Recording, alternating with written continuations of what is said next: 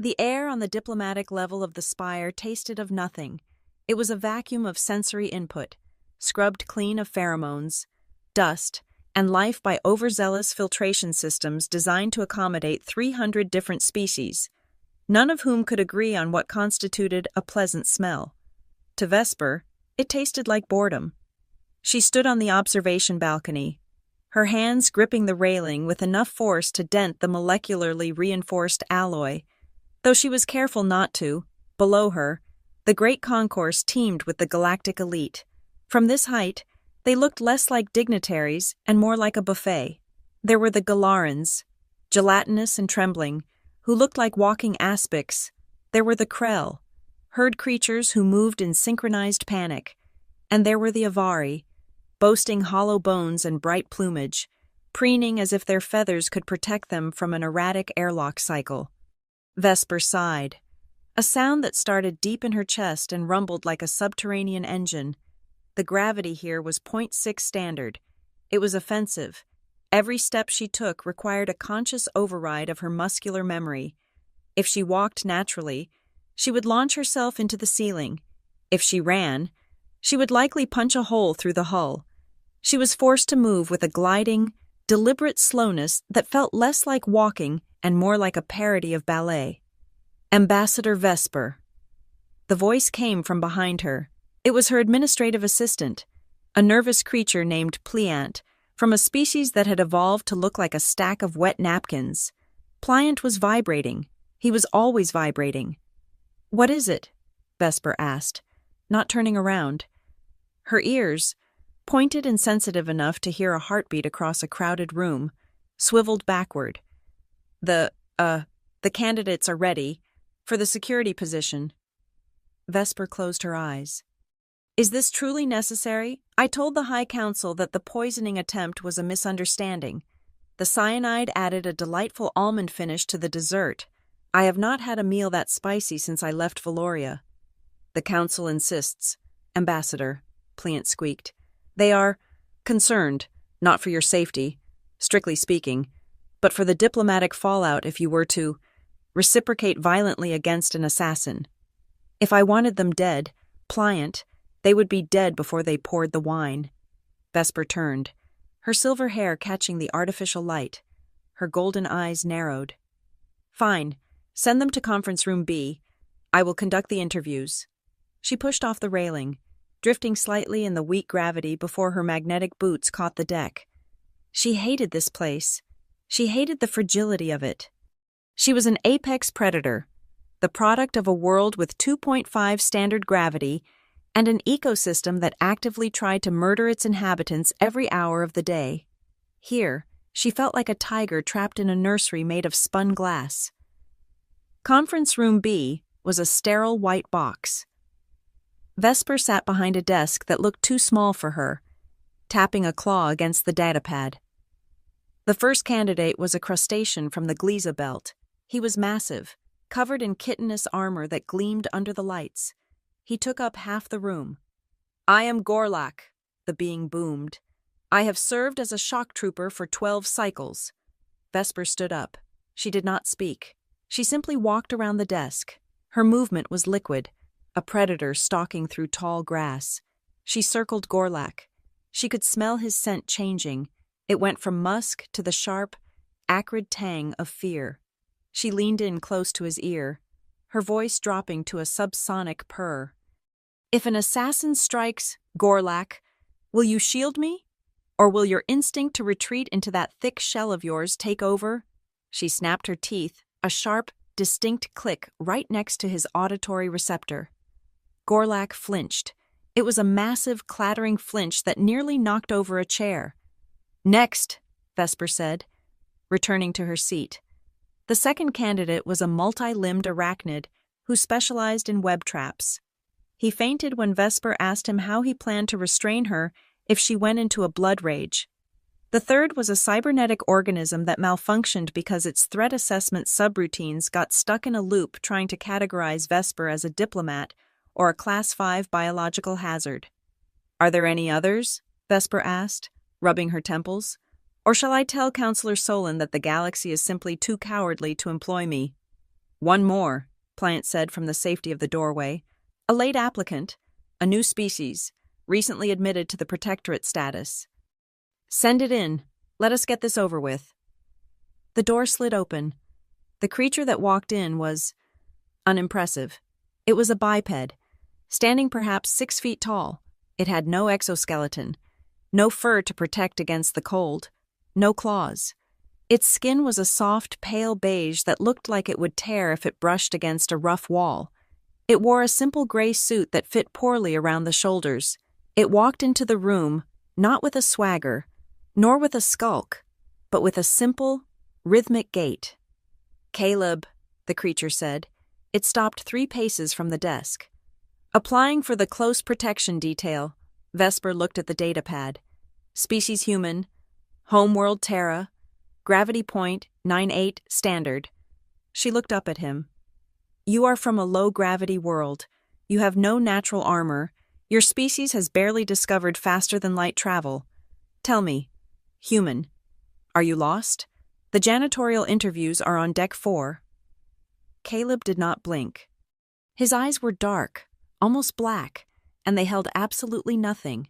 No bravado, no fear, just a flat, matte reflection of the room. "I am in the right room," Caleb said. His voice was gravelly, quiet but distinct. "I read the job posting. It pays 40,000 credits a cycle with full medical care. I need the dental." Vesper let out a short, sharp laugh. "Dental, you are worried about your teeth." She rose from her chair, moving with that deceptive speed that had sent the crustacean into a panic. She closed the distance between them in a heartbeat, stopping inches from his face. She towered over him by half a foot.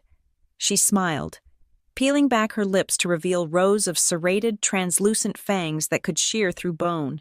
It was a display that triggered the flight response in 90% of sapient species. "Look at these, Caleb," she hissed, letting her breath wash over him. "Do you think you can protect someone who carries knives in her mouth?" Caleb did not step back. He did not flinch. He did not even lean away. He tilted his head slightly to the side, his eyes tracking the curve of her canines. "Impressive," he said. "Does the council insurance plan cover sharpening? Or do you have to pay for that out of pocket? I have a grinder in my kit that might work on enamel if you use a low enough RPM." Vesper froze. Her ears flicked forward. She inhaled deeply. She was hunting for the scent, the cortisol, the sour stench of adrenaline. Every living thing smelled of fear when she did this. The Avari smelled like wet chalk. The Krell smelled like sour milk. Caleb smelled of metal, old copper, dust, and something else. Something clean and artificial, like ozone.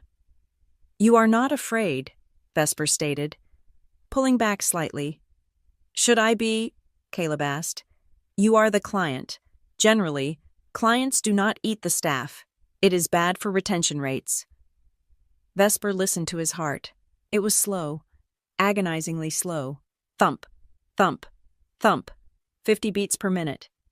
It had not accelerated by a single beat since she bared her fangs. It was as if he was barely alive, or perhaps hibernating while standing up. "You are small," Vesper said, circling him now. He turned with her, keeping her in his peripheral vision, but he did not crouch or raise his hands. "You are soft. If I struck you, you would break." "If you struck me, I would be unemployed," Caleb corrected. "And yes, I am soft. That is why I wear Kevlar under the shirt. But you do not need a tank to stop a bullet. Ambassador, you just need to be in the way of the bullet. And you would stand in the way. For 40,000 credits, yes." Vesper stared at him. He was absurd. He was a hairless ape with a death wish and a fixation on dental hygiene. He was absolutely useless as a physical deterrent. Any serious assassin would step on him on their way to kill her. But he was the first thing on this station in 3 months that did not look at her as if she were a monster. He looked at her as if she were a paycheck. It was insulting. It was hilarious. "You are hired," Vesper said, returning to her desk. "Do not expect to last the week. I break my toys when I get bored." "Understood," Caleb said. "I start now." "Yes, follow me." Try to keep up. Vesper swept out of the room, intentionally lengthening her stride. She wanted to see him jog. She wanted to see him struggle to match the pace of a Valorian highborn, but he did not jog. He walked. His stride was efficient, cutting corners tightly, anticipating her turns. He stayed exactly one pace behind her right shoulder, in the blind spot, yet perfectly positioned to intervene.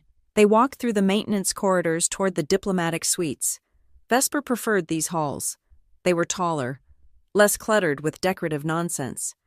"So, Terra," Vesper said, her voice echoing off the metal walls.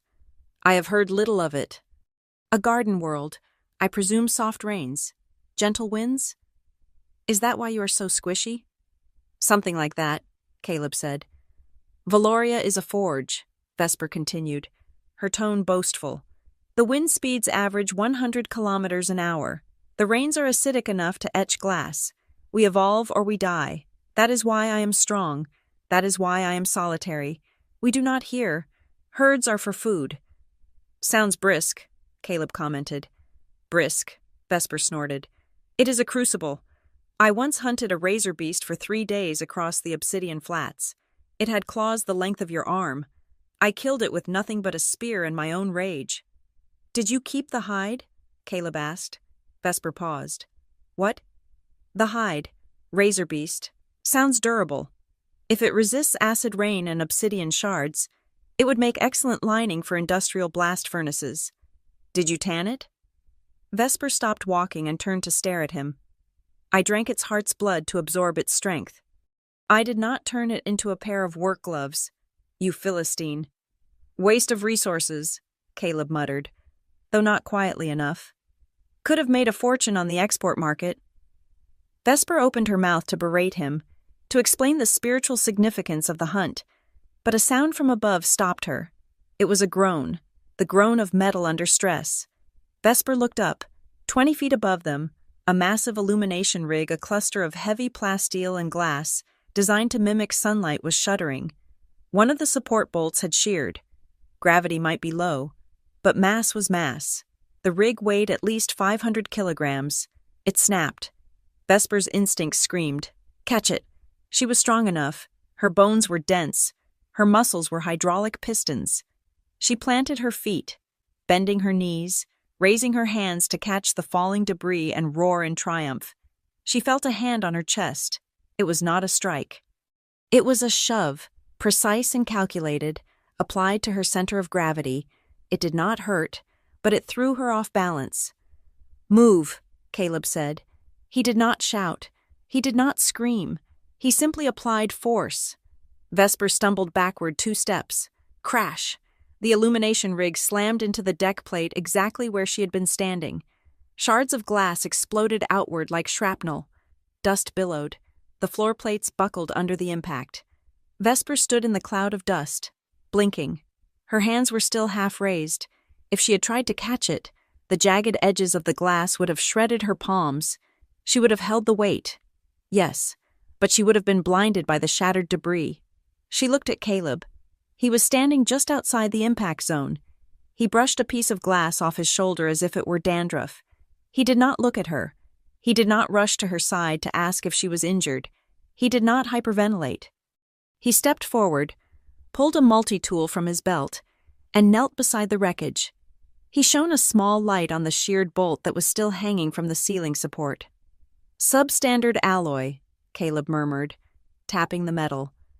"Zinc content is too high for a structural load-bearing screw in a variable temperature zone. Thermal expansion sheared the head right off. I need to file a report with maintenance.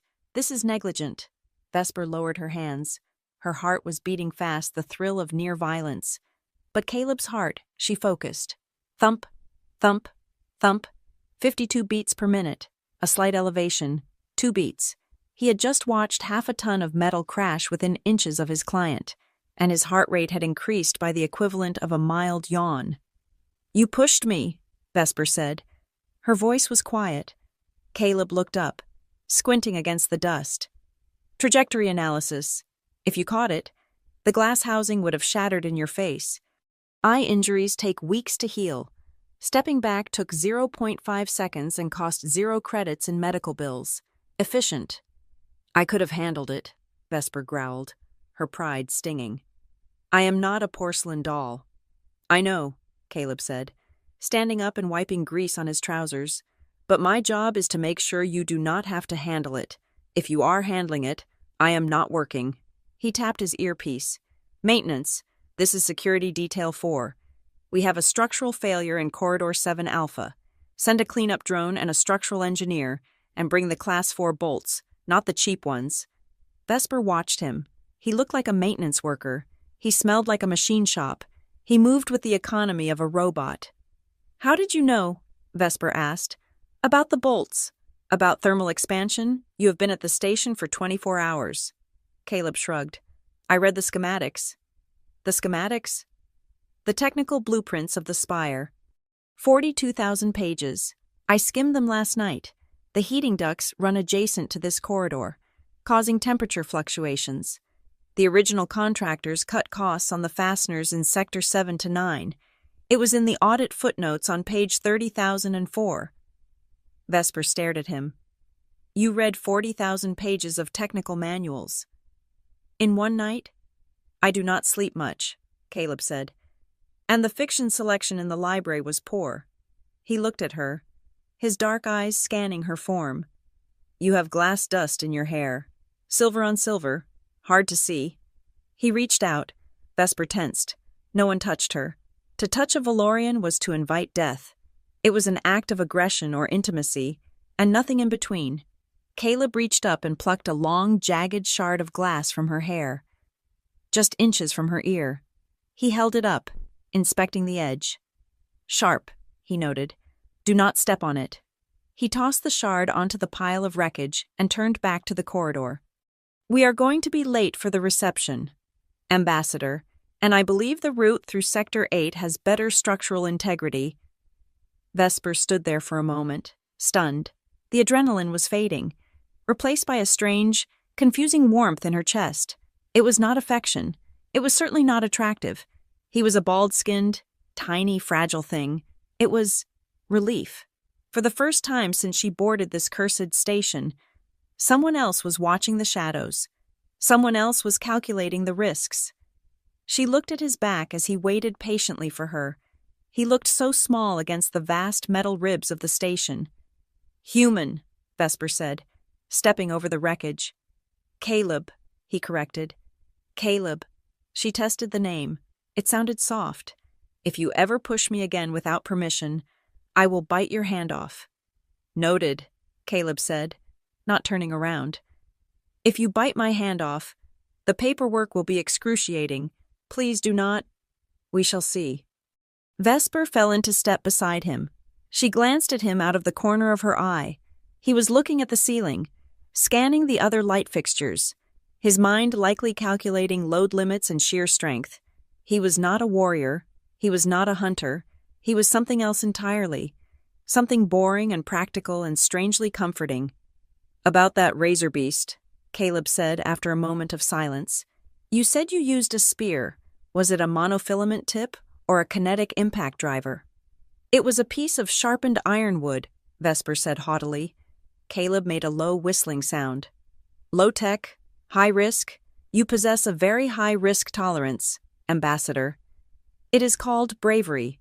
It is called poor workplace safety standards, Caleb deadpanned. But I suppose it gets results. Vesper smiled. A true smile this time, not a threat display. You are a strange creature, Caleb. I am just the help, he said. They walked on, the heavy thud of her boots and the soft, rhythmic patter of his shoes creating a syncopated beat in the empty corridor. Vesper realized, with a start, that she was looking forward to the rest of the day, not for diplomacy, but to see what else her strange, soft pet knew about the structural flaws of her prison. For a moment, the air didn't taste quite so stale. It tasted like ozone. The Grand Diplomatic Gala was less a celebration and more a masterclass in passive-aggressive biodiversity. It was held in the Celestial Rotunda, a sphere of transparent aluminum jutting out from the station's hull, offering a panoramic view of the nebula that the spire orbited. The view was breathtaking swirls of violent violet and bruised gold, but inside, the atmosphere was suffocatingly polite.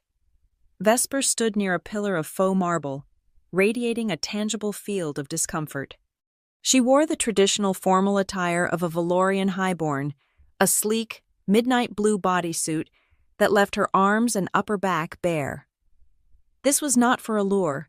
It was to display the jagged silver scars that mapped her history of violence. To a Valorian, these were medals of honor, proof of survival against the lethal fauna of their homeworld. To the soft, bureaucratic species of the council, they were terrifying reminders that the woman drinking sparkling nectar had probably killed something with her bare hands to earn her breakfast.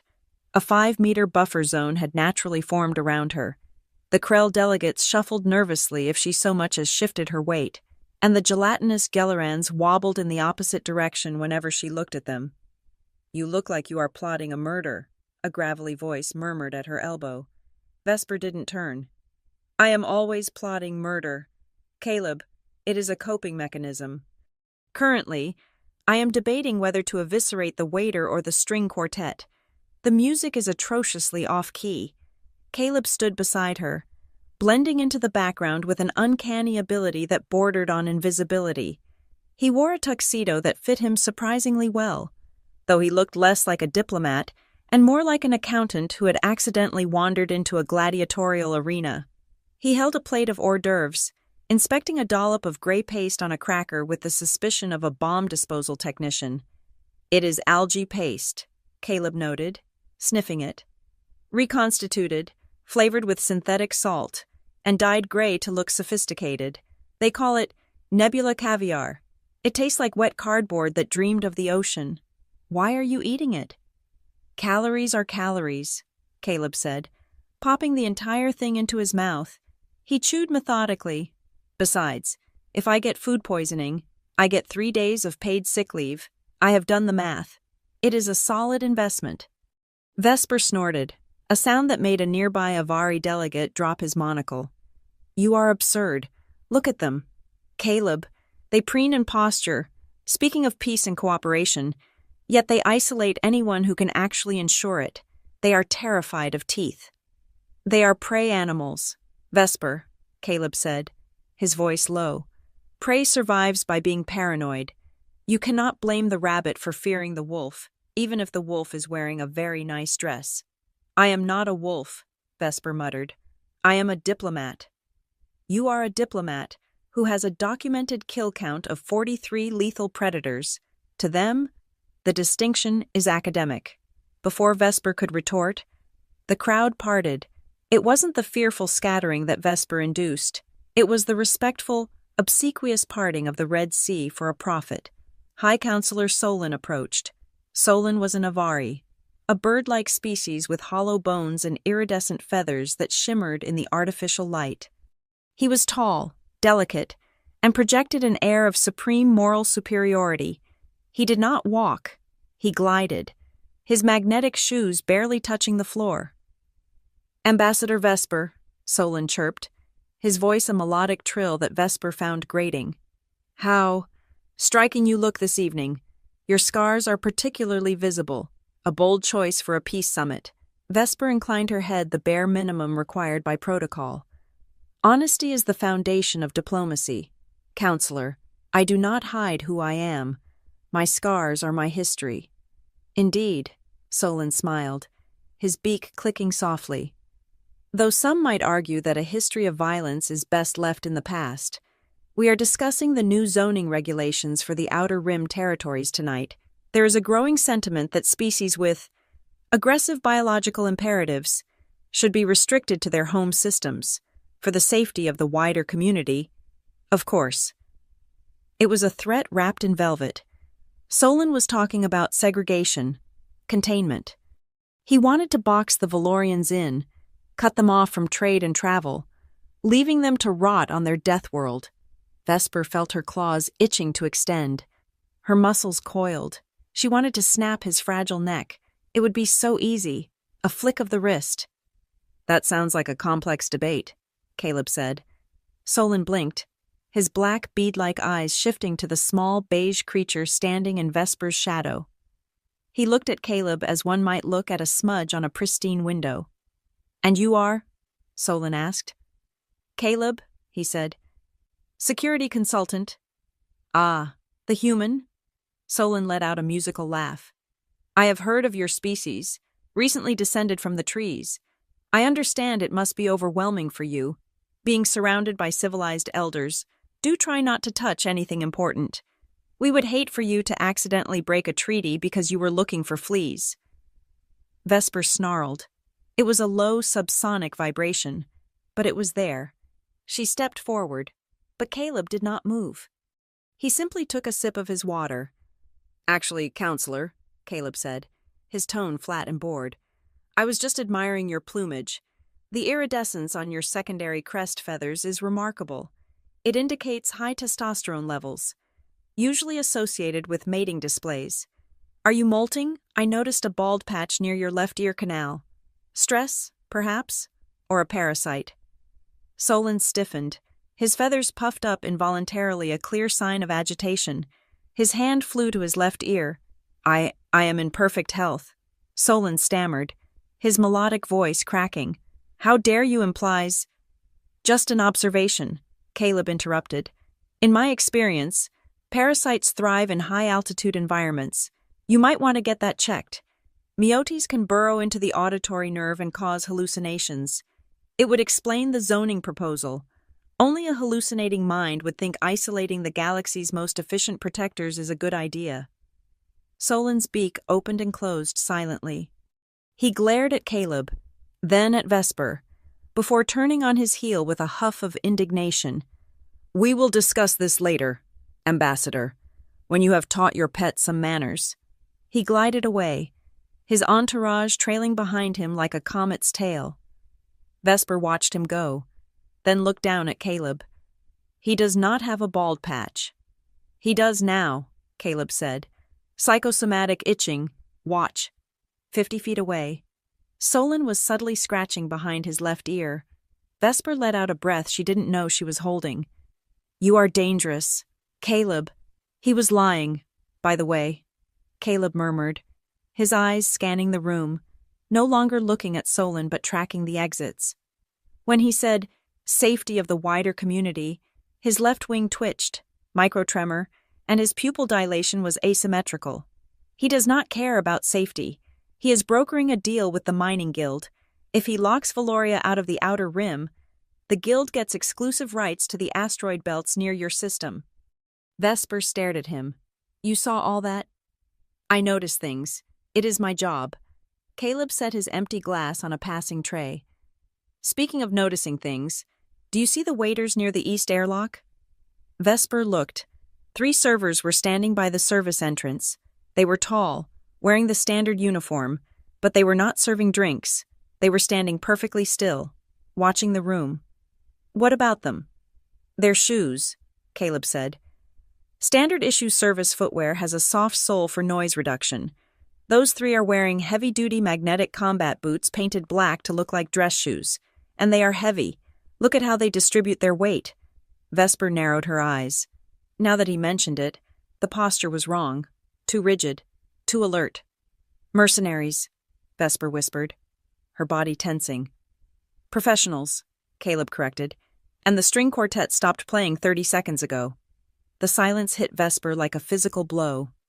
The ambient chatter of the party continued, but the music was gone. The musicians were packing up their instruments with frantic haste, glancing at the exits. "Get down," Caleb said. It wasn't a suggestion. The lights died, not a flicker, not a dimming, but a total, instantaneous blackout. The celestial rotunda plunged into abyssal darkness. For a second, there was only the stunning, terrifying light of the nebula outside, casting long, twisted shadows across the floor. Then, the gravity failed. Vesper felt her stomach lurch into her throat. Her boots left the floor. Around her, screams erupted as hundreds of delegates floated upward, flailing in the sudden zero-G. Drinks spilled, turning into floating spheres of liquid. Plates, cutlery, and dignitaries tumbled in a chaotic, three-dimensional ballet of panic. Crash. The east airlock exploded inward. It wasn't a hull breach. It was a shaped charge blowing the doors off their hinges. Through the smoke and debris, dark figures poured in. They wore sealed combat armor, their faces obscured by opaque visors. They moved with the terrifying grace of zero-G combatants, pushing off walls and debris, weapons raised. "Secure the exits," a voice boomed over an amplified speaker. "Target is the Valorian. Lethal force authorized." Vesper's heart hammered a war rhythm. They were here for her. Solon wasn't just trying to legislate her out of existence. He was cleaning house. She twisted in midair, her instincts taking over. A mercenary floated past her, aiming a rifle at a group of cowering Avari. Vesper lashed out, her claws extending. She grabbed the mercenary's ankle, used his momentum to swing herself around, and drove her knee into his midsection. The armor absorbed the blow, but the force sent him spinning into a pillar. "Target acquired," the mercenary wheezed into his comms. "She is active." Vesper prepared to launch herself off the pillar to finish him, but suddenly, her muscles seized. A wave of agonizing static washed over her nervous system. It felt like fire running through her veins. Her limbs locked up. She gasped, unable to inhale fully. "Restraint field deployed," a mechanical voice announced. Vesper drifted helplessly, her body paralyzed. It was a neurological dampener, tuned specifically to the high-conductivity nervous systems of predator species. She could see, she could hear, but she could not move. A shadow fell over her, a massive mercenary, easily 7 feet tall in his armor, drifted toward her. He held a gravity hammer, a brutal weapon designed to crush hull plating. The head of the hammer glowed with a sick, pulsating energy. "Nighty-night, beast," the mercenary grunted. He raised the hammer.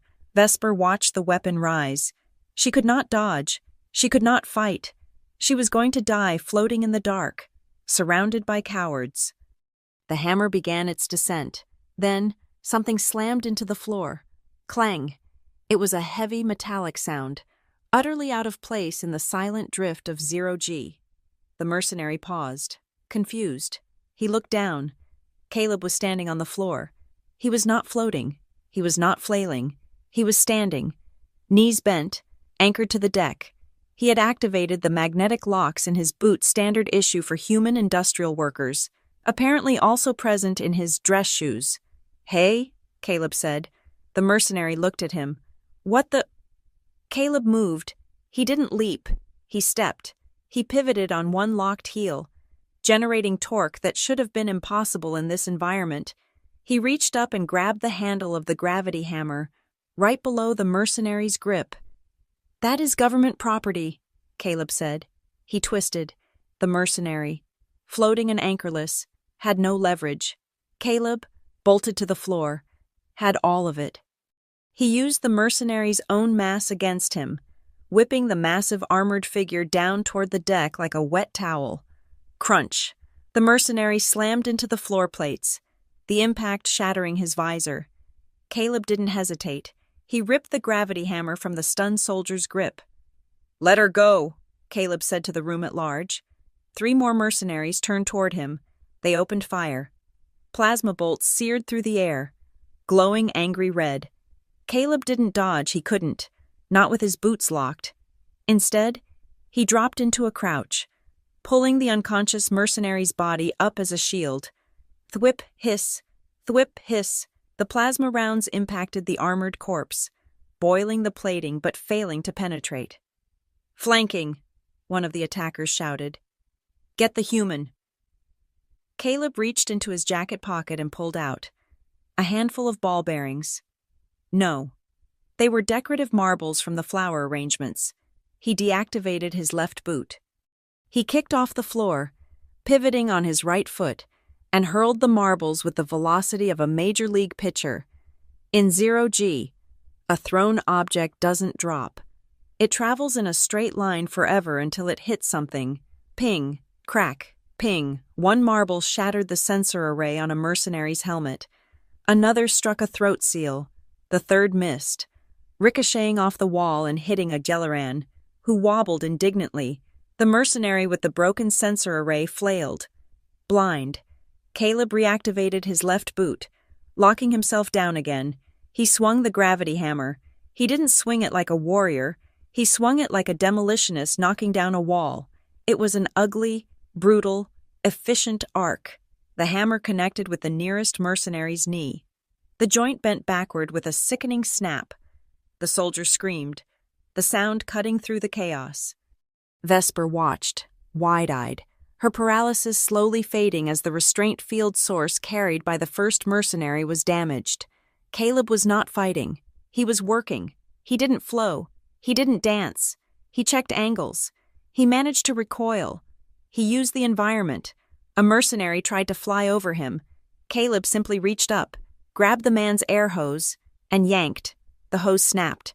Air hissed out, propelling the mercenary backward into a wall like a deflating balloon.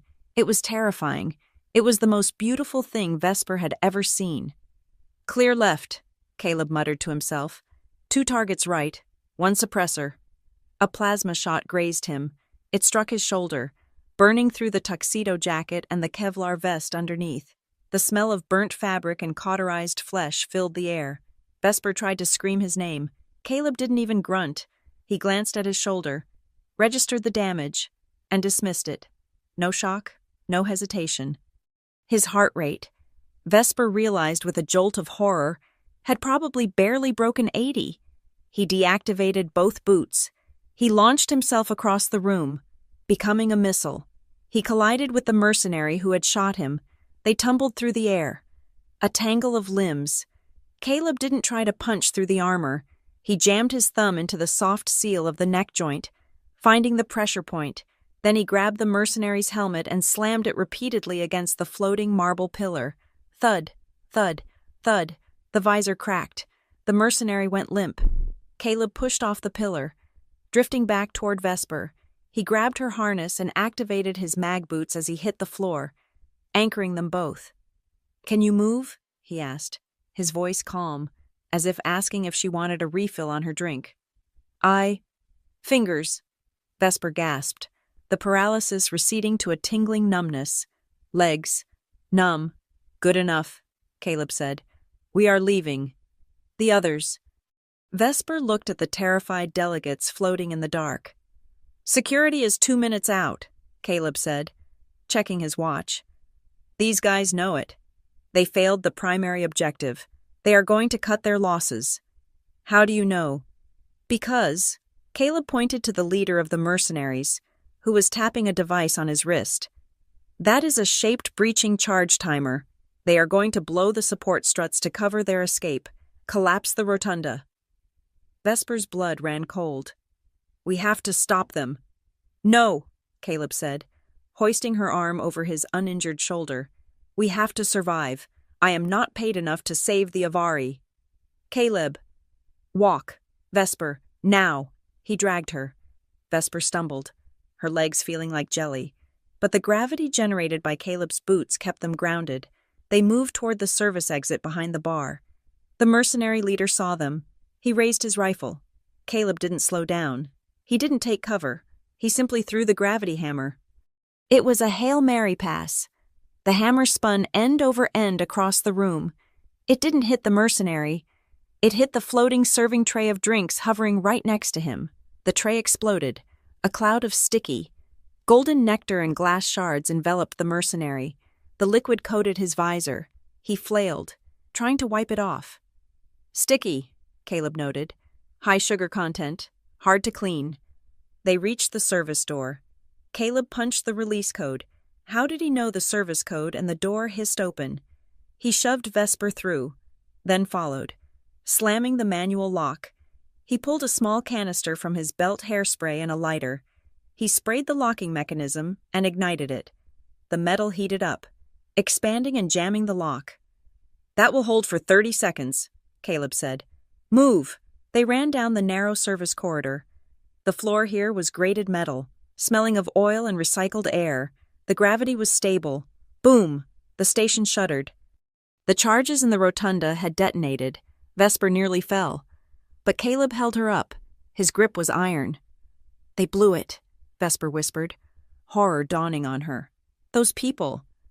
Structural containment fields will catch the debris, Caleb said, not breaking stride. Most will survive, a few bruises, maybe some motion sickness. Solon will survive. He has wings. He pulled her around a corner, into a darker section of the maintenance tunnels. He finally stopped, leaning against a bulkhead. He slid down to a sitting position, his breathing slightly heavier now. "Check your vitals," he said. Vesper stared at him. He was a mess. His tuxedo was shredded. His left shoulder was a blackened ruin of burnt fabric and skin, blood bright red. Oxygen-rich human blood was seeping down his sleeve. His face was smeared with grease and someone else's blue blood. "My vitals." Vesper knelt beside him, her hands hovering over his shoulder. "Caleb, you are shot. You have a hole in you." Caleb looked at his shoulder, through and through, cauterized by the plasma, minimal bleeding, muscle damage is moderate. The rotator cuff might be compromised. I can still use the hand. "You are in shock," Vesper said, her voice trembling. "We need a medic." "No medics," Caleb said sharply. "The infirmary will be the first place they look. Solon will blame this on us. He will say you went berserk. We need to go dark." "Go dark where?" "I have a spot. Engineering sublevel." He tried to stand up, but grimaced. For the first time, a flicker of pain crossed his face. It was gone in an instant, replaced by that terrifying blank mask of determination. "Help me up," he said. Vesper grabbed his good arm and hauled him to his feet. He was heavy, denser than he looked. "Why?" Vesper asked, staring into his dark eyes. "Why did you do that? You could have run. You could have hidden." Caleb adjusted his ruined jacket. He looked at her, and for a second, the mask slipped. There was something ancient in his eyes, a weariness that belonged to a species that had spent 1,000,000 years fighting for every inch of survival. "I told you," Caleb said, his voice raspy. "I need a dental plan." He started walking, limping slightly, leading the way into the shadows. Vesper watched him. She saw the trail of blood he left on the floor. She saw the way his hand shook slightly before he balled it into a fist to stop the tremor. He wasn't fearless. She realized that now. He felt pain. He felt fear. He just ignored it. He compartmentalized it, stuffed it into a box, and kept moving because moving was the only way to stay alive. She had thought she was the monster of this station, the predator, the Deathworlder. But as she followed the small, broken human into the dark, watching him check corners and calculate angles with a hole in his shoulder, Vesper realized she was wrong. She was a predator. Yes, she hunted for food, for sport, for glory. But Caleb. Caleb was something else. He was a creature that hunted simply to ensure that the things he cared about didn't die. And right now, for reasons she couldn't fathom, he cared about her. "Wait," Vesper said, catching up to him. She moved to his injured side, wrapping her arm around his waist to support his weight. Caleb stiffened, then relaxed. "I am fine." "Shut up, human," Vesper said softly. "Let the Deathworlder do the heavy lifting." Caleb looked at her. A faint, tired smile touched his lips. "Okay, but if you see any more algae paste, do not let me eat it. I think it is starting to disagree with me." "I think it is the plasma wound that is disagreeing with you, Caleb. Maybe, but the paste was really bad." They moved deeper into the station's gut. Two monsters in the dark, leaving the light and the lies behind them. The thermal generator room was a cathedral of noise and heat. Located in the sub-basement of Sector 4, it was a place where the polite, sterile atmosphere of the council station went to die. Here, massive turbines churned the station's recycled air, and heat exchangers the size of small buildings hummed with a vibration that rattled the teeth. Caleb shoved the heavy blast door shut. He didn't just lock it. He pulled a portable plasma welder from his belt, a tool he had swiped from a maintenance cart 3 corridors back, and ran a glowing bead of molten metal around the locking mechanism. The steel hissed and bubbled, fusing into a solid, impenetrable lump. That will buy us 20 minutes, Caleb said. His voice was tight, strained. He dropped the welder and slid down the wall, landing on the grated floor with a heavy thud. Vesper stood in the center of the room, her chest heaving. The gravity here was standard 1.0. It felt like home. It felt like Valoria. But the smell of burning flesh that filled the small space was not comforting. "Caleb," she said, kneeling beside him. "Your shoulder." The adrenaline of the chase was fading, and in its wake, the reality of the injury was stark. The plasma round had punched a hole through his deltoid. The edges of the wound were black and cauterized, but the movement of their escape had torn the seal. Fresh blood, bright and alarming, pulsed sluggishly down his arm, soaking the tattered remains of his tuxedo. "It looks worse than it is," Caleb grunted. He reached into his pocket and pulled out a small, flat medical kit. "No arterial damage. The clavicle is intact. Just meat. It is just meat." "You are bleeding out," Vesper hissed. Her golden eyes were wide, pupils dilated to saucers. "Let me help. I have field trauma training."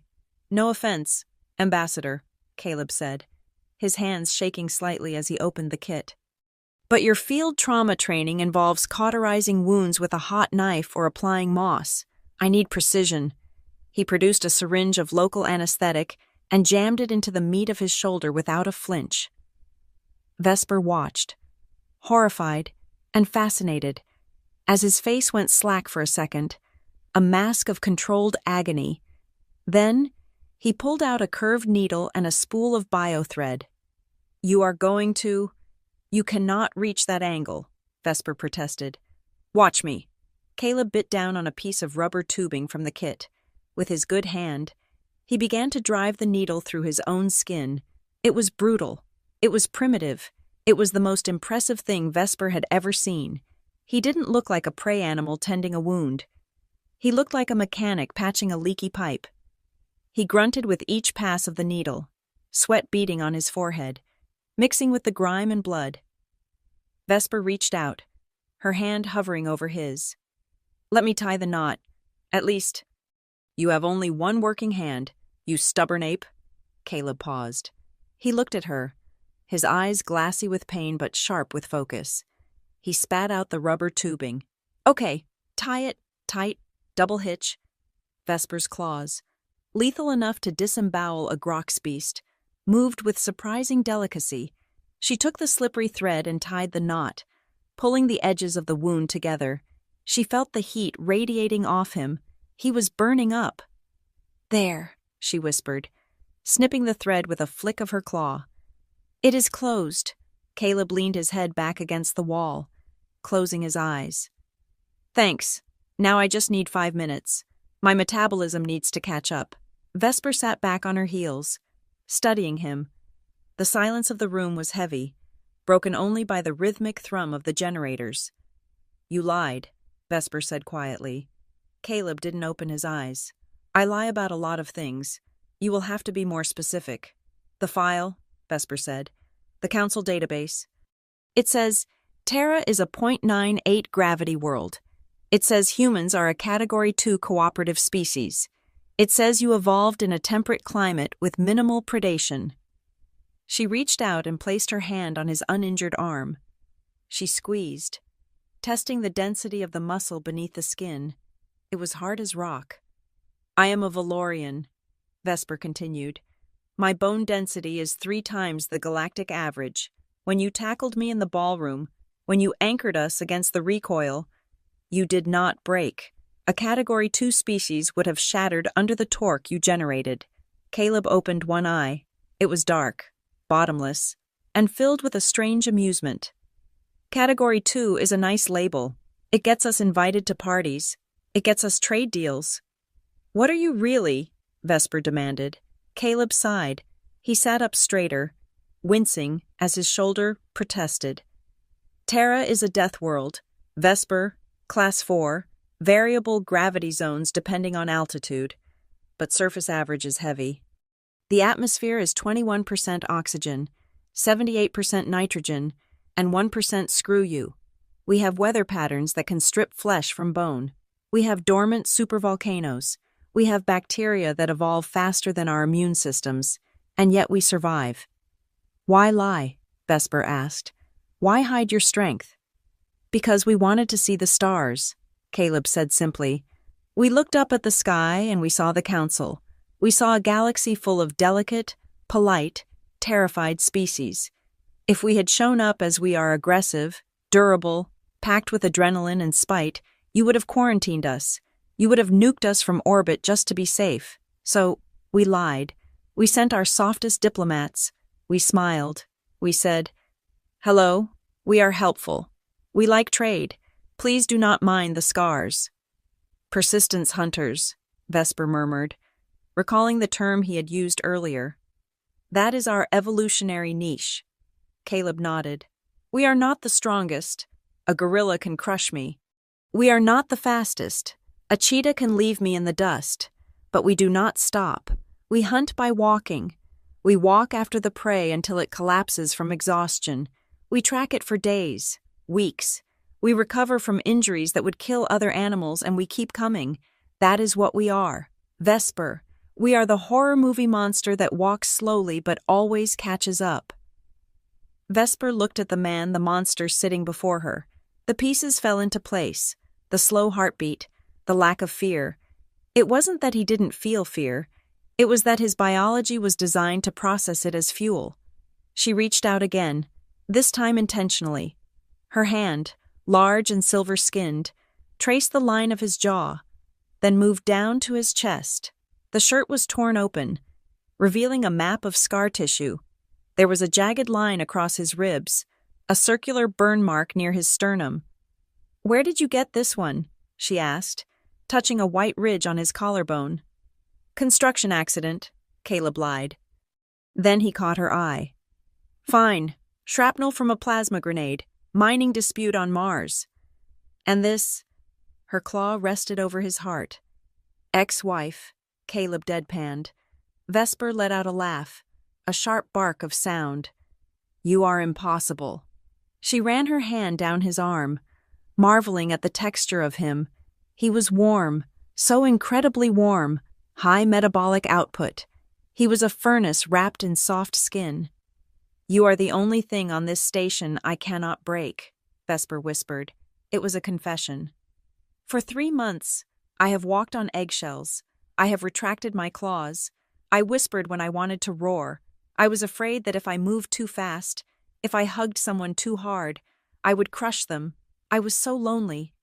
Caleb looked at her. His expression softened. The professional mask slipped away entirely, leaving just a man looking at a woman who happened to be 7 feet tall and capable of bending steel bars. "You are not alone anymore," Caleb said. His voice was rough. "I told you. I am your shield. And this shield is made of titanium alloy and pure human stubbornness. It does not break." Vesper felt a shiver run down her spine that had nothing to do with the cold. In Valorian culture, intimacy was not about flowers or poetry. It was about shared survival, to bleed together, to protect each other, to trust someone with your life when the knives were out. That was the deepest form of bonding. "You know," Vesper said, her voice dropping to a low purr, "in Valoria, when a male sheds blood to protect a female, it is considered a formal declaration of intent." Caleb raised an eyebrow. "Intent to what?" "Intent to mate," Vesper said, her golden eyes locking onto his. "Or at least, intent to begin the trials of union. You took a plasma bolt for me. By my people's laws. You just proposed." Caleb blinked. He looked down at his bleeding shoulder, then back at her. "I think I might have accidentally skipped a few steps. Usually, I buy dinner first." "You saved my life," Vesper said intensely. "That is better than dinner." "Is it?" Caleb asked.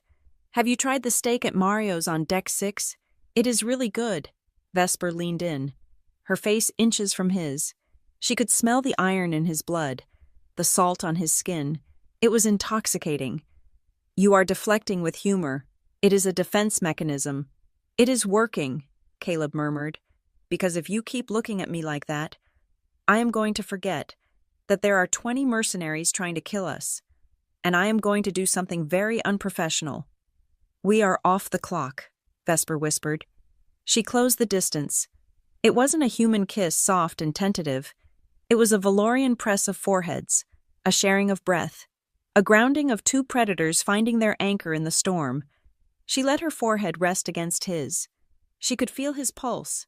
It had sped up. Finally, thump thump, thump thump, 80 beats, 90. I made your heart race, Vesper said triumphantly. You are heavy, Caleb grumbled. But he didn't push her away. His hand came up to rest on the back of her neck, his fingers tangling in her silver hair. And you are terrifying. It is a very effective combination. The sound of a plasma cutter tearing through metal shattered the moment. They both snapped apart. The blast door. Sparks were showering from the center of the fused lock. The metal was glowing cherry red.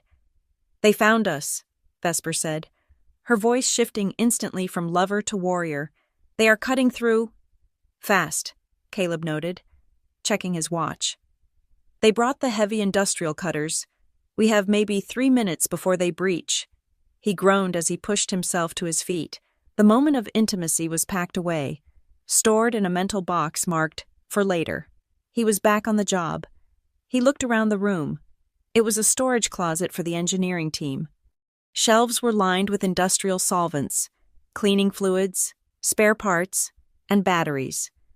What do we do? Vesper asked, extending her claws. We hold the doorway. A choke point. No, Caleb said. We do not have the ammo to hold a choke point against armor. We need to be offensive. He limped over to the shelves and started pulling things down. A jug of industrial ammonia, a canister of bleach tablets, a box of high-capacity thermal clips, a roll of copper wire. What are you doing?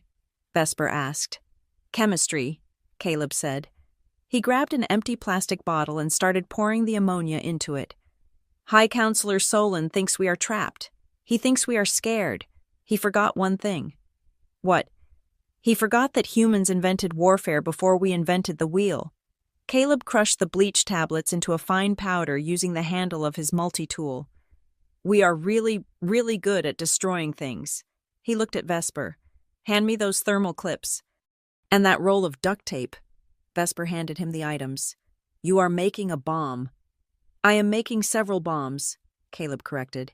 This one is a chloramine gas generator. Nasty stuff. Melts the seals on gas masks. This one, he taped a thermal clip to a canister of pressurized coolant, is a cryofrag. It will freeze the air instantly and shatter their armor like glass.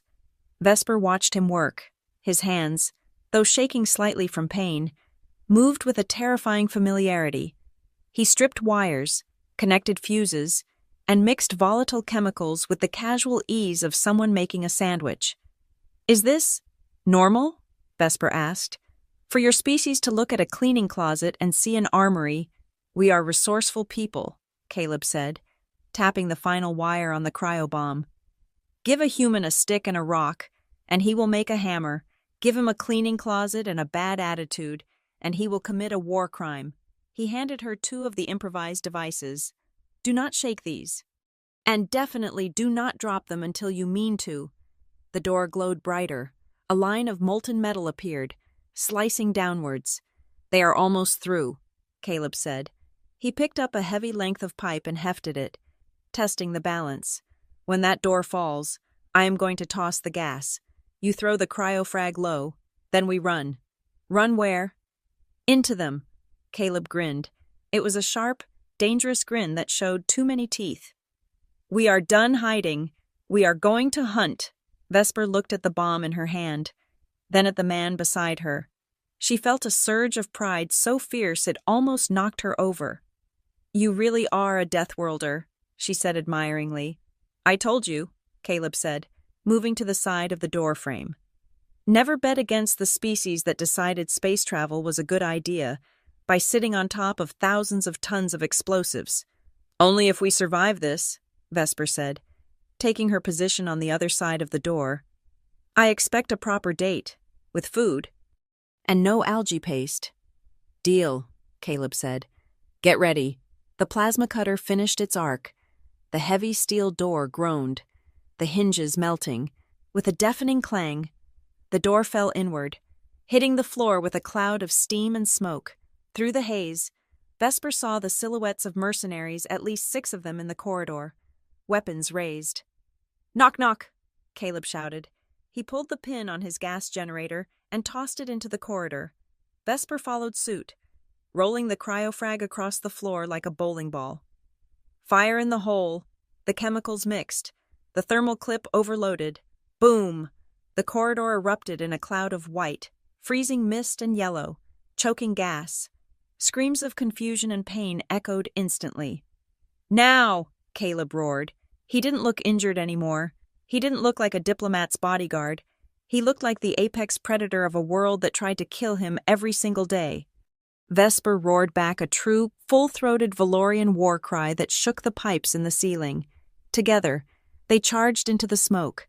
The heavy blast door hit the deck with a sound like a planetary collision. Before the echoes had even settled, the white fog of the cryobomb bloomed outward, a rapidly expanding cloud of flash-frozen atmosphere. It collided with the yellow haze of the chloramine gas, creating a toxic, blinding soup in the corridor beyond. "Breach!" a mercenary shouted, his voice distorted by the sudden thermal drop. "Targets are—" His scream was cut short by the sickening crunch of crystallized armor shattering. Vesper moved. She did not run. Running implied effort. She flowed into the smoke like a silver wraith, her movements faster than the mercenaries' sensors could track. The sudden drop in temperature did not bother her. Valorian winters could freeze mercury. To her, the cold was merely refreshing. She located the first target by the sound of his chattering teeth. He was fumbling with his weapon, his servo-assisted armor locked up by the extreme cold. Vesper swept past him, her claws flashing in the dim light. She didn't kill him. Caleb had said something about efficiency, but she severed the hydraulic lines of his suit and the primary power coupling on his back. The mercenary collapsed, a prisoner in his own 2-ton coffin of dead metal. "Contact front," another voice yelled. Fire blindly.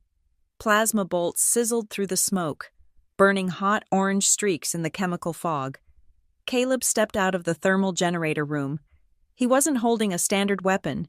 In his good hand, braced against his hip, was a monstrosity of copper tubing. Magnetic coils scavenged from a generator, and a high-pressure pneumatic canister taped to a stock made of pipe. Thump, crack, the sound was not the pew-pew of energy weapons. It was the thunderclap of air being displaced at supersonic speeds. A heavy steel bolt, originally a structural rivet, tore through the air. It punched through the chest plate of the second mercenary, passed through his torso, and embedded itself in the bulkhead behind him with a metallic ring. The kinetic transfer was so violent the mercenary was lifted off his feet and thrown backward as if hit by a speeder. "Reloading," Caleb announced calmly, his voice flat despite the chaos. He racked the slide mechanism of his improvised railgun, a fresh bolt dropping into the chamber with a heavy clack. Vesper used the distraction. She leaped from the wall, pushing off the vertical surface to land in the center of the remaining squad. She was a whirlwind of violence. A backhand strike sent a helmet flying. A leg sweep shattered shin guards. She was not fighting. She was dismantling them. "Fall back," the squad leader screamed, backing away and firing wild shots. "They have heavy weapons." Repeat. "The targets are armed with heavy kinetics." "I am not heavy," Caleb muttered, leveling his pipe gun again. "I am just dense." Thump crack. The squad leader's rifle disintegrated in his hands, shattered by a bolt moving at Mach 2. He stared at his empty hands, then at the human walking out of the smoke, covered in soot, blood, and chemical residue. Caleb didn't shoot again. He simply walked forward, the heavy boots clanking on the deck. The squad leader looked at Vesper, who was currently cleaning her claws on an unconscious subordinate's cape, then looked at Caleb's cold, dead eyes. The mercenary turned and ran. "Let him go," Caleb said, lowering his weapon. "He will report back." Fear travels faster than a data packet. Vesper stood amidst the groaning bodies of the incapacitated squad. She took a deep breath, filtering out the ammonia scent, and looked at Caleb. He was leaning against the doorframe, wiping a fresh trickle of blood from his nose. "That weapon," Vesper said, eyeing the pipe gun. "It is crude. It is ugly. It sounds like a dying engine." "It throws a half-pound slug at 3,000 feet per second, Caleb said, patting the copper coils. "I call it the Auditor, because the math always checks out." "You are enjoying this," Vesper noted. "I am working. Vesper, come on. We need to move before they triangulate our position." They moved into the labyrinth of the station's service levels. But this time, the dynamic had shifted. They were no longer prey scurrying for a hiding hole. They were predators claiming territory. Caleb found a maintenance terminal embedded in the wall of Corridor 9. He pried the cover off with his knife and jacked a datapad into the port. His fingers flew across the holographic interface. "What are you doing?" Vesper asked, keeping watch. Her ears swiveled, tracking the distant sound of heavy boots. "Changing the rules," Caleb said. "Solon thinks this station is his castle. He forgets that every castle has a dungeon, and I just found the keys." The lights in the corridor flickered and died. Then, the lights in the next corridor died.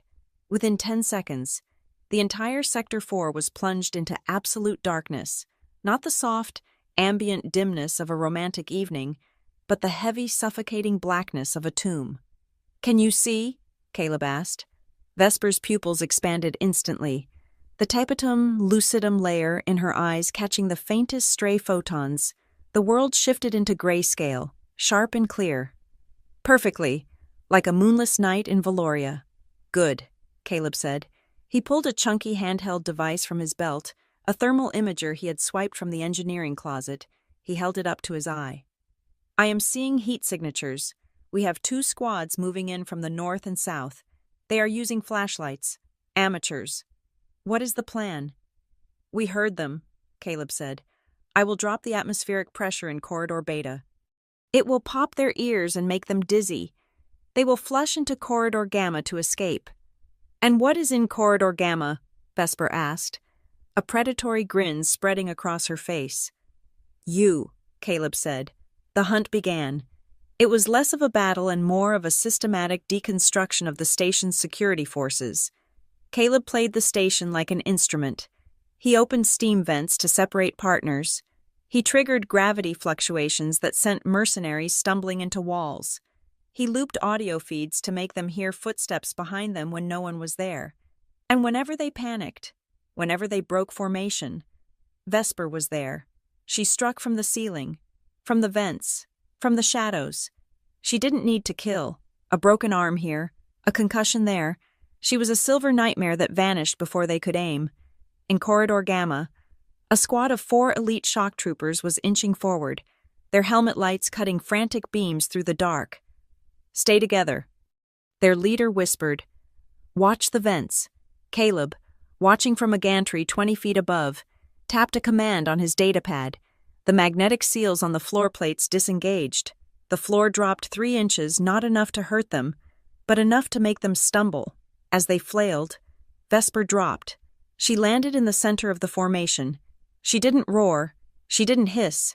She was silent. Snap, crunch, thud. It took 6 seconds. By the time the last mercenary realized his squad was down, Vesper was already gone, vanishing back into the dark. Caleb descended the ladder, his thermal imager glowing softly against his face. He walked over to the unconscious squad leader. He pulled a marker pen from his pocket, scribbled something on a piece of adhesive tape, and stuck it to the man's visor. Vesper leaned over to read it. "Security audit failed. Recommendation retraining required." "Is the paperwork necessary?" Vesper asked, amused. "I take my cover identity very seriously," Caleb deadpanned. He checked his thermal scope. "Sector 4 is clear. We have neutralized 16 hostiles. 0 casualties on our side, though my shoulder is starting to argue with me." "You are limping," Vesper observed. She could smell the iron scent of his blood becoming stronger, The localized anesthetic was wearing off. "I have a blister," Caleb lied. "Let's go. We need to reach the upper levels." As they moved toward the turbolifts, the station's public address system crackled to life. It wasn't the automated voice of the computer, it was High Counselor Solon. "Citizens of the Spire." Solon's voice was thrilling, smooth and terrifying and dangerous. "We are under attack. A rogue faction of Valorian terrorists, led by the disgraced Ambassador Vesper, has sabotaged the diplomatic gala. They have murdered security personnel. They are armed and extremely dangerous." Vesper stopped dead, her hands curled into fists. "He lies. He dares to call me a terrorist." "Wait," Caleb said, holding up a hand. "He has also seduced a human maintenance worker to aid in his crusade." Solon continued, his voice dripping with faux pity. "This human, Caleb, is mentally unstable and is being used as a pawn. Security forces are authorized to terminate the Valorian on sight. The human is to be contained." Caleb stood very still. The hallway was silent, save for the hum of the air recyclers. Vesper looked at him, expecting anger, expecting fear. Instead, Caleb started to laugh. It was a dry, rasping sound, devoid of humor. "Unstable," Caleb repeated softly. "Pawn." He looked up at the speaker grill in the ceiling. His expression had shifted. The professional detachment was gone. The weary soldier was gone. In their place was something colder, something that made the hairs on the back of Vesper's neck stand up. "He just made a mistake," Caleb said. "What mistake?" "He made it personal." Caleb adjusted the strap of his improvised railgun. "Before, I was just doing a job. I was surviving. But now he has insulted my professional integrity, and he has insulted you." He turned to Vesper. "Change of plan. We are not escaping. We are not—" "No," Caleb said. "We are going to the High Council chamber. We are going to kick down the front door, and we are going to look him in the eye while I explain exactly how stable I am." "That is the heart of the station," Vesper warned. "It will be a fortress." "Good," Caleb said. "I hate chasing people." They changed direction, heading toward the central spine of the station. The path took them through the residential sectors, where the civilian delegates were sheltering in place.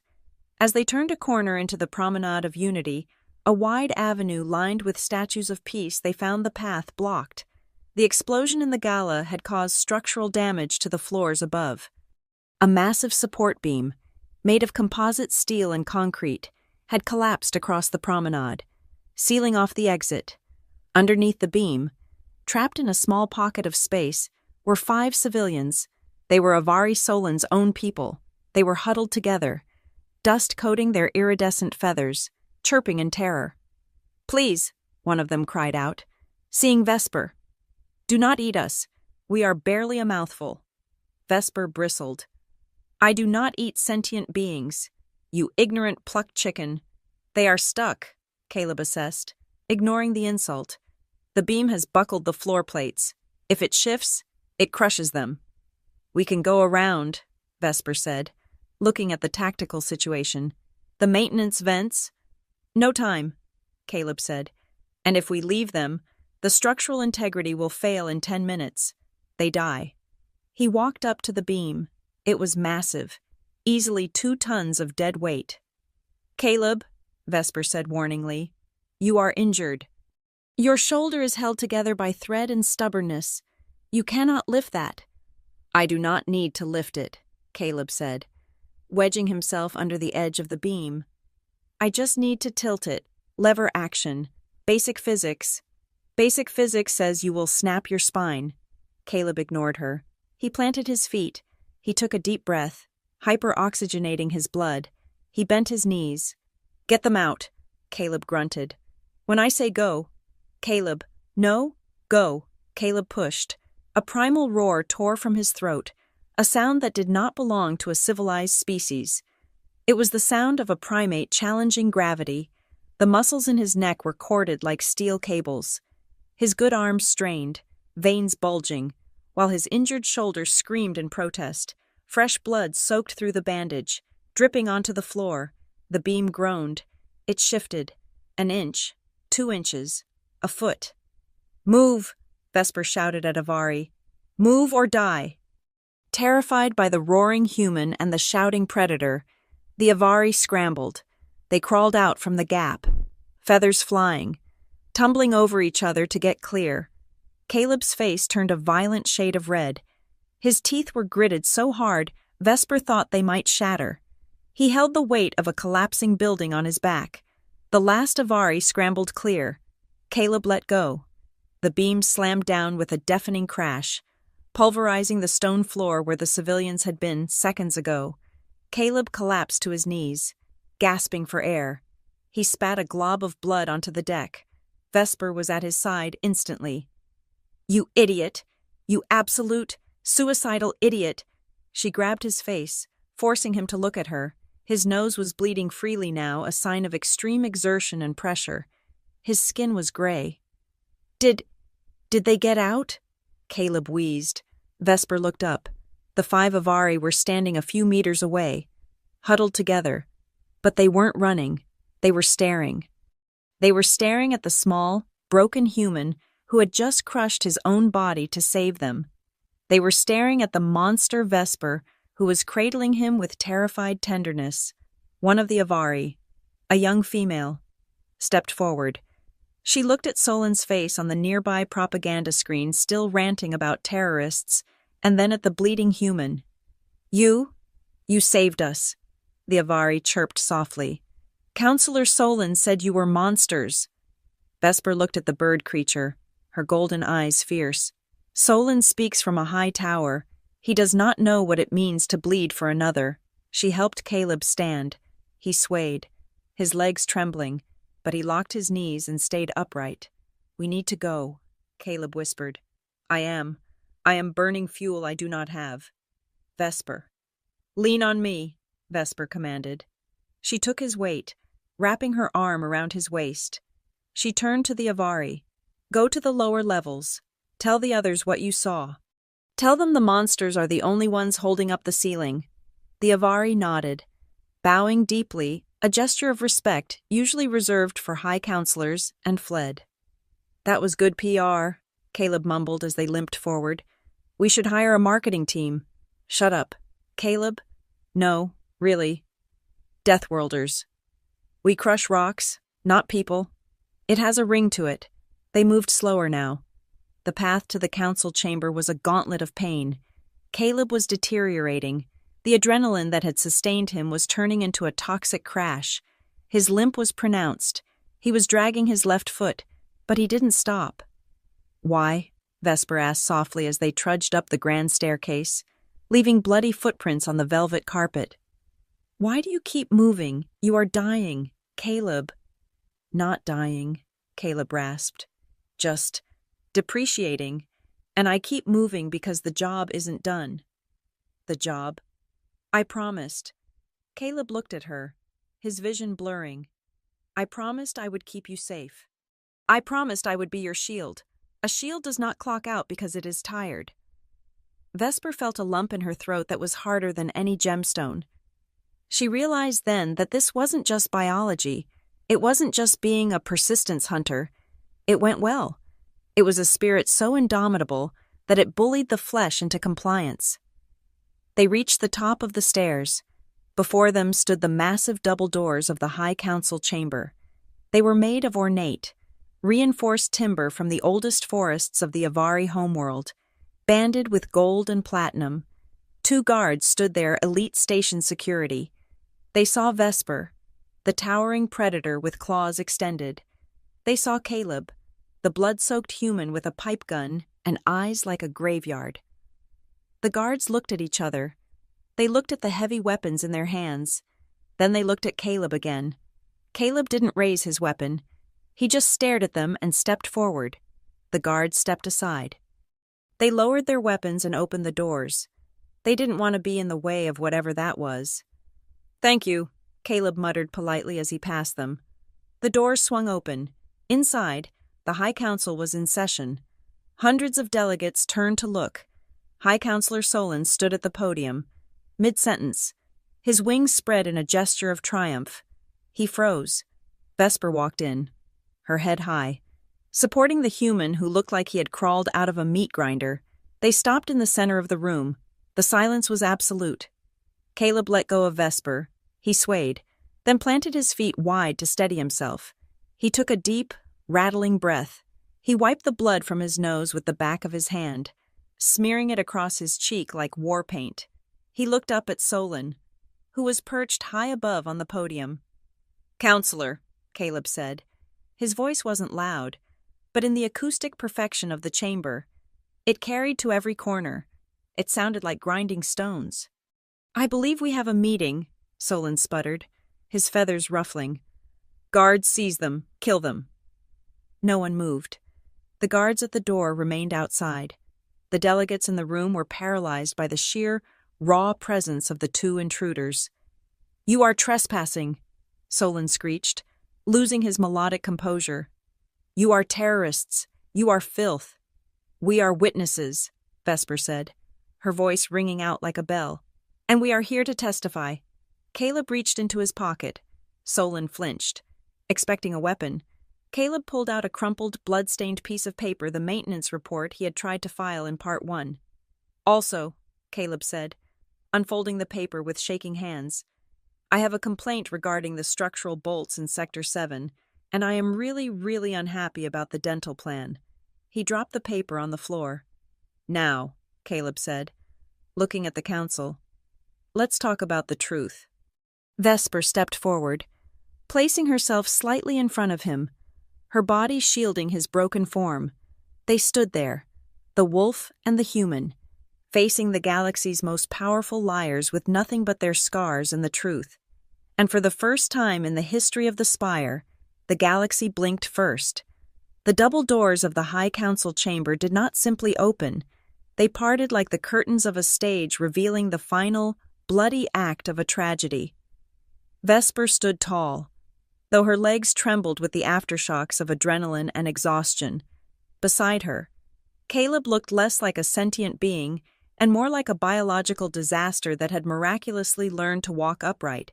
His tuxedo was a rag. His left arm was slingless, held close to his body by sheer willpower. Blood, drying and tacky, coated half his face, turning his expression into a rictus of grim determination. The silence in the chamber was heavy, pressurized. 300 delegates, the amassed political power of the galaxy, stared down at them from tiered seating. High Counselor Solon stood on the central podium, suspended in the center of the vast, spherical room. His wings were spread, his plumage shimmering under the harsh lights. He looked magnificent. He looked untouchable. "Witnesses," Solon's voice echoed, amplified by the chamber's perfect acoustics. He laughed, a trilling, musical sound that grated against Vesper's nerves. "You are not witnesses. You are an aberration, a predator who cannot control her instincts, and a primitive ape who does not know his place." Vesper took a step forward, her claws clicking on the polished obsidian floor. "We have evidence, Solon. We have the logs. We have the bodies of the mercenaries you paid. We have the structural analysis of the sabotage. Evidence is a matter of interpretation." Solon dismissed her with a wave of his feathered hand. "And who will interpret it? The council, my council." He looked around the room, his black eyes glittering. "My fellow delegates, look at them. Violent, bloody, unstable. Do you truly believe their lies, or do you believe your own eyes? They have torn through this station like wild beasts. They are a threat to everything we have built, to peace, to safety." A murmur ran through the crowd. Vesper could smell the shift in the air. Fear. Solon was playing them like a harp. He was turning their fear of the Deathworlders into a weapon. "Caleb," Vesper whispered, leaning slightly toward him. "They are listening to him." "Let him talk," Caleb rasped. His voice was rough, like gravel in a mixer. "He is monologuing. Bad guys always make mistakes when they monologue." Solon looked down at them, his expression hardening. "I tried to be merciful. I offered you a chance to leave quietly, to accept isolation, but you insisted on this. Display. So be it." If the council cannot be safe with you in it, then I must ensure safety by other means. He reached under the podium and pressed a sequence of commands on a hidden console. I prepared for this eventuality, Solon announced, a failsafe against aggressive biological entities. From the ornate pillars surrounding the chamber, panels slid open, dark, concave dishes emerged, humming with a low, menacing frequency. The pacifier, Solon declared, a sonic suppression system. It broadcasts a neurodisruptive frequency tuned specifically to the heightened sensory pathways of apex predators. It targets the aggression centers of the brain. It shuts them down. Vesper's ears swiveled. Sonic. Goodbye, Ambassador. Solon smiled. He slammed his hand down on the activation key. The sound was not a sound. It was a physical violation. It hit Vesper like a hammer made of lightning. It wasn't a noise she heard. It was a noise she felt in the marrow of her bones. It screamed through her nervous system, turning her synapses into fire. Her vision white out instantly. Her balance center dissolved. She collapsed. She hit the floor hard, her limbs flailing, claws scrabbling uselessly against the stone. Blood began to trickle from her ears, her nose, her tear ducts. The pain was absolute. It was a white-hot spike driven through her skull, erasing thought, erasing identity, leaving only agony. See? Solon's voice floated above the pain, triumphant. The beast is tamed. It is biology, pure and simple. Those evolved for violence are undone by their own sensitivity. Vesper gasped, trying to rise, but her muscles refused to obey. She was paralyzed, a prisoner in her own screaming body. She looked sideways, through a haze of red tears, looking for Caleb. She expected to see him writhing on the floor beside her. He was a Deathworlder too. He was a predator. But Caleb was not on the floor. Caleb was standing. He was swaying slightly. Yes. He was grimacing, his face scrunching up as if he had just bitten into a lemon. He raised his good hand and rubbed his temple, looking annoyed. It is loud, Caleb shouted over the invisible scream of the weapon, like a bad feedback loop in a cheap speaker system. Solon froze. His wings drooped. What? That is impossible. The frequency is calibrated to overwhelm the predatory nervous system. You should be unconscious. You should be dying. Caleb took a step forward, then another. Thud, thud. He walked toward the podium. He didn't run. He didn't charge. He walked with the heavy, plodding inevitability of a glacier. Turn it up! Solon shrieked at his console, his composure shattering. Maximum output. Kill him. The hum of the dishes intensified. Vesper screamed silently as the pain doubled, her consciousness fraying at the edges. Caleb stopped. He squeezed his eyes shut for a second, shook his head like a dog shaking off water, and opened them again. They were bloodshot, furious, and terrifyingly clear. Is that it? Caleb roared, his voice cut through the sonic assault. You think this hurts? Caleb yelled. Continuing his advance, he reached the stairs leading up to the podium. I have had hangovers worse than this. I have listened to construction drills at 6 a.m. that were more annoying than this. Why aren't you falling? Solon screamed, backing away as Caleb climbed the first step. You are a predator. You are a Deathworlder. Caleb climbed the second step. You tuned your weapon to high-sensitivity auditory ranges. You targeted species that rely on hearing a heartbeat from a mile away, but I am human. Solon, our hearing range is pathetic compared to a Valorian's. We evolved to ignore the noise and focus on the visual. Your frequency is screaming at 50,000 hertz. To me, it's just a bad case of tinnitus. He reached the top of the platform. Solon scrambled backward, tripping over his own ceremonial robes. Stay back, security, help me. But the security guards were clutching their own heads, the bleed over from the weapon affecting even them. The delegates were hiding under their desks. It was just the bird and the ape. Caleb reached out and grabbed Solon by the collar of his pristine white robe. He yanked the High Counselor close. Turn it off, Caleb growled. I can't. Solon wept. his beak clicking in terror. It's a localized loop. It needs a reset code. Then I will turn it off for you. Caleb didn't hit him. He didn't throw him. He simply leaned past the trembling counselor and slammed his fist into the console, but he didn't smash it. He ripped the cover plate off with his bare fingers, exposing the circuitry beneath. System override, Caleb said. He didn't speak in the galactic common. He didn't speak in the trade tongue. He spoke in English. Authorization ARCH-001. Voice print.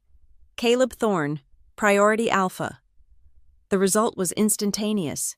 The sonic scream died. The dishes were retracted.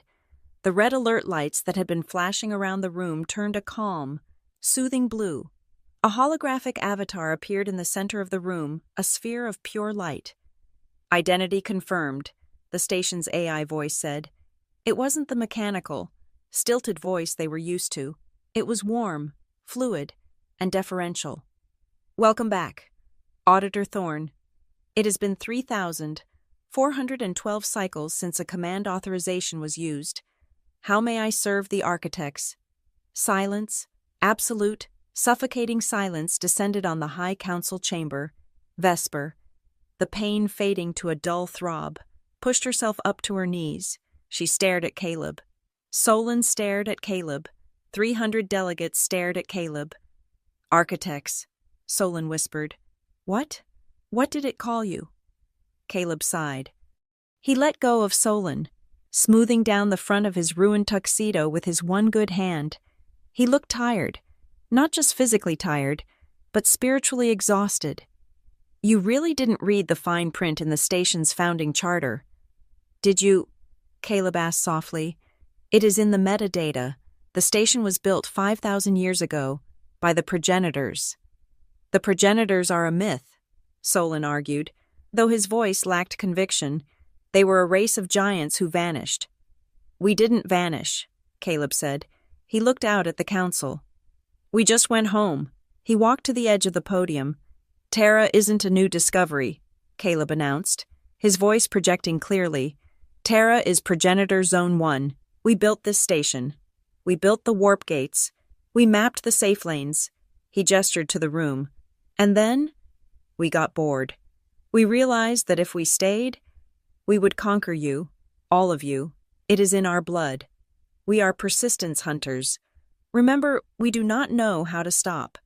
So, to save you from us, we quarantined ourselves. We left behind the council as a nursery to let you grow up on your own. Vesper stared at him. Her mind was reeling. The humans weren't the new kids on the block. They were the landlords. But, Solon stammered, if you left, why are you here? Why hide as a lowly security guard? I am not a security guard, Caleb said. He tapped the datapad on the console. I am an auditor. The Bureau of Terra Heritage sends one of us out every century to check on the property, to see if the kids are playing nice, to see if the nursery has burned down. He turned his cold, dark eyes on Solon. I was sent to evaluate if the council was still a viable governing body, Caleb said. My report was going to be needs improvement, but after today, after watching you try to isolate and murder a species just because you were afraid of them, Caleb shook his head. My report is going to be failed state. You cannot, Solon screeched. I am the High Counselor. You are one human. Computer, Caleb said. Listening, Auditor, the station replied. Revoke administrative privileges for user Solon. Classification Tyrant. Activate protocol eviction. Command accepted. The gravity platform under Solon's feet deactivated. He didn't fall to his death. The safety fields caught him, but he dropped unceremoniously to the floor of the chamber, landing in a heap of feathers and shame. Now, Caleb said, looking at the rest of the council. Does anyone else want to discuss the zoning laws for the Outer Rim? No one moved. Good, Caleb said. Computer, unlock the medical bays. We are wounded. He looked down at Vesper. For a moment, the godlike veneer of the ancient architect faded. He was just Caleb again, her Caleb. Hey, he called down softly. You okay down there, partner? Vesper managed a weak, bloody smile. I suspect I will have a headache for a week, but I am alive. That is the goal, Caleb said. He sat down on the edge of the podium, his legs dangling over the abyss, his energy finally spent. That is always the goal. The medical bay was quiet, smelling of antiseptic and healing gel. Vesper sat on the edge of the biobed, watching the regenerator unit hum over her arm. The sonic weapon had ruptured several capillaries and bruised her auditory nerves, but Valorian physiology was resilient. She was already 90% healed. Caleb was in the bed next to hers. He was sleeping, finally, actually sleeping. His shoulder had been properly reconstructed by the medical drones. His face was clean.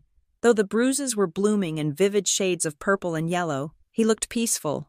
He looked young. Vesper watched him for a long time.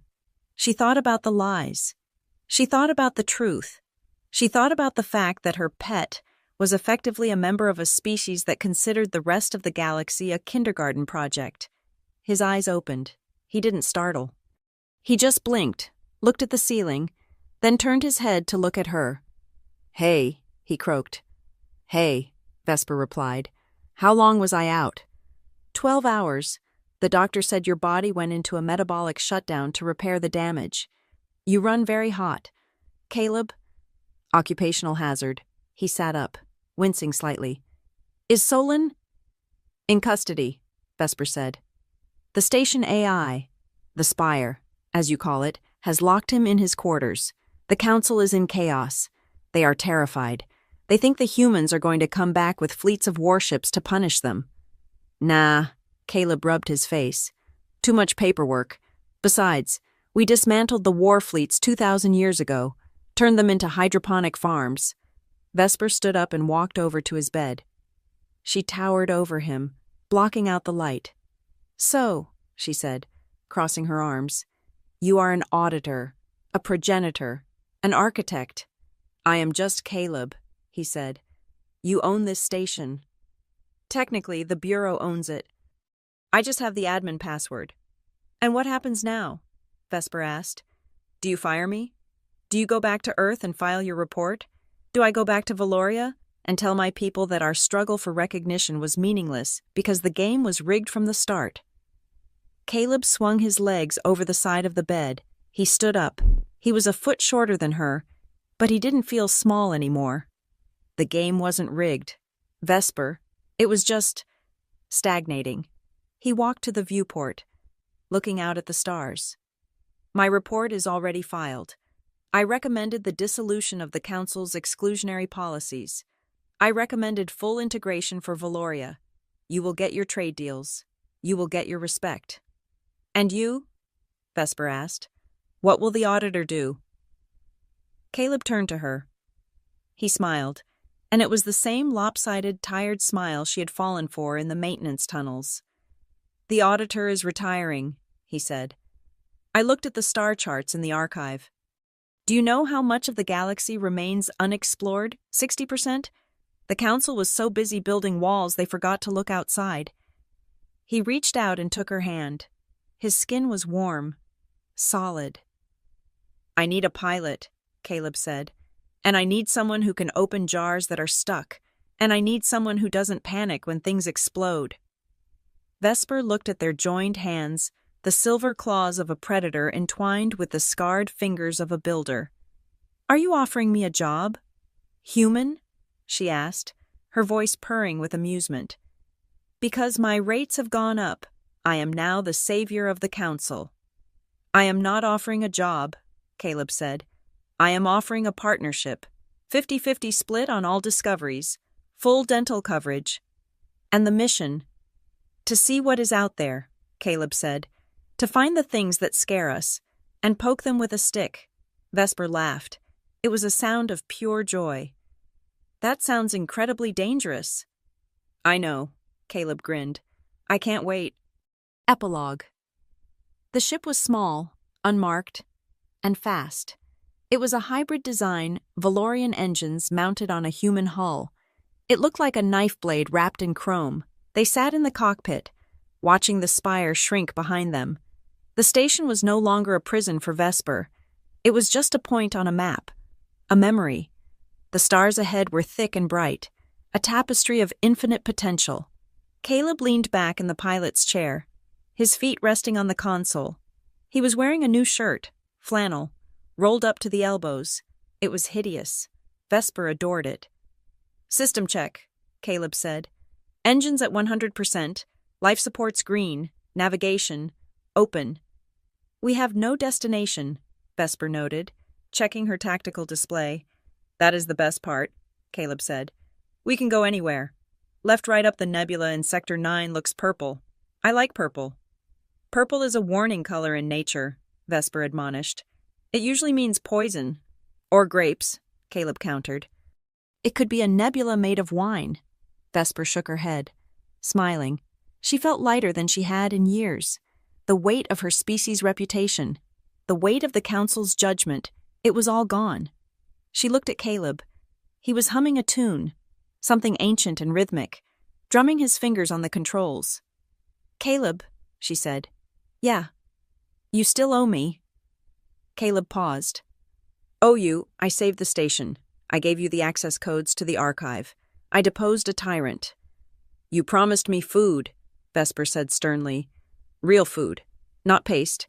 You said that if we survived, you would cook." Caleb laughed. He spun his chair around to face her. "You are right. A deal is a deal."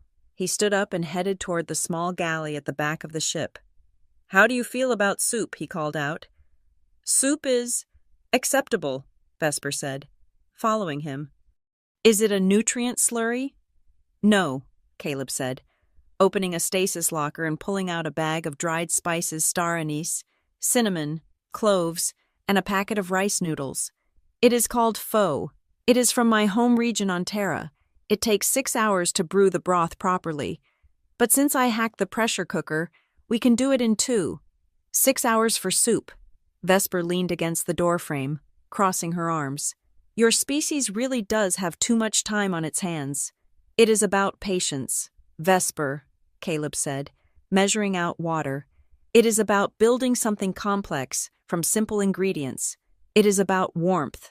He looked at her, his eyes soft. "It is comfort food, and I think we both earned some comfort." Vesper walked over to him. She wrapped her arms around his waist from behind, resting her chin on his uninjured shoulder. She inhaled the scent of him, spices and ozone, and the enduring warmth of a survivor. "Pho," she tested the word. "It sounds soft." "It is," Caleb said, covering her hands with his own.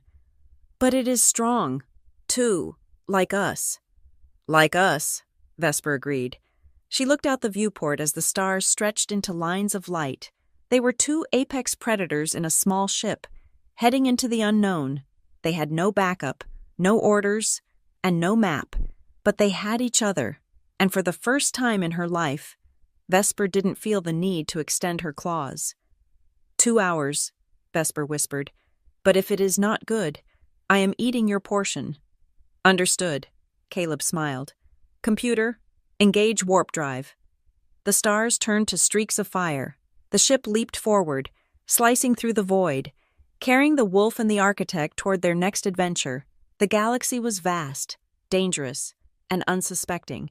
It had no idea what was coming, and Vesper couldn't wait to introduce it to them.